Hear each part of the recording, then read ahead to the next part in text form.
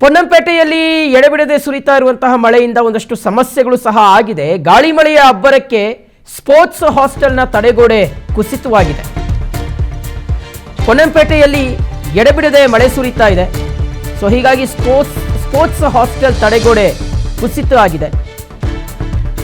ITI college hostel ನಡುವಿನ compound ಬಿದ್ದಿದೆ. ಮೇಲ್ಭಾಗದಿಂದ ಹರಿದು ಬಂದ ನೀರಿನ ರಭಸಕ್ಕೆ ತಡೆಗೋಡೆ ಅಂದರೆ ಕಾಂಪೌಂಡ್ ಕುಸಿದು ಬಿದ್ದಿದೆ. ಘಟನಾ ಸ್ಥಳಕ್ಕೆ ಕಂದಾಯ ಇಲಾಖೆ ಅಧಿಕಾರಿಗಳು ಭೇಟಿ ಕೊಟ್ಟು ಪರಿಶೀಲನೆಯನ್ನು ನಡೆಸಿದ್ದಾರೆ.